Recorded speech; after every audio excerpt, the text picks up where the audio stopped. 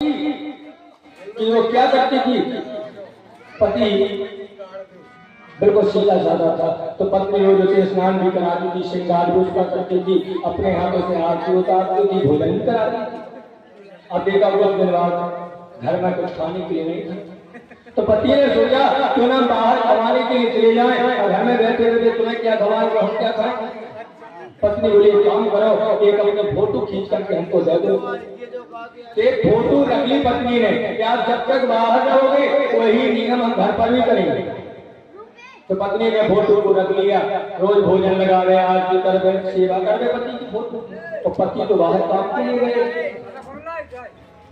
अब पत्नी रोज कर रहे, पर यहाँ पर एक दिन उसके पति रात में बाहर से लौट गई, रात के 2 बजे हुई, पत्नी सो रही थी, द्वार पर पति ने बुलाया, अरे देवी द्वार को खोल। पत्नी ने अल्लाह से विचार किया, ना जाने रात में हमारे डोरे में कौन है, तो हमारे पति घर पर नहीं है, हमारा बाहर जाएंगे हमारा पति का ध्यान नष्ट हो जाएगा।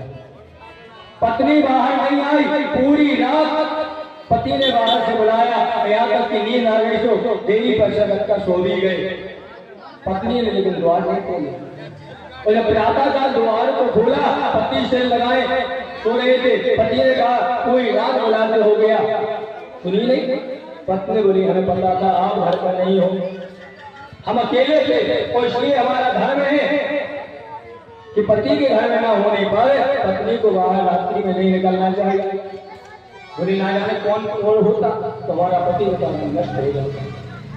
तो गोपियों को भगवान सुना देते, पति पति श्री राम करा, बोले जाओ अपने अपने घर जाकर अपने पति की सेवा करो, वही पर उनका नारी का कर्तव्य है। नाची दिखावटी भक्ति किसी काम की नहीं है। अरे दिखावटी भक्ति करने से क्या होगा, हे भगवान अपने पति में बहुत ज्यादा पति की लंबी उम्र हो जाए, हे भगवान ये सेवा का आजकल ऐसा समय आ गया कि जूतियन की कान लगी सेवा सुनती है बड़े ही से मम्मी कंडन में फेंकती है, कंडन में मम्मी द्वार में गए, पति दिनवार को घूम घुमाओ है, कन्या बैठो है करने आओ, पत्नी ने पूरी सब्जी हल्का खबरों स्वाद नहीं है, पति इधर होकर मर रहे, अरे तुम्हारी सवारी है किस काम की, अगर उसी पति के लिए तो बाकी रात ऊपर ना चटका देती, समझाओ गलत है। अरे अगर जाना ही है ये खबर करना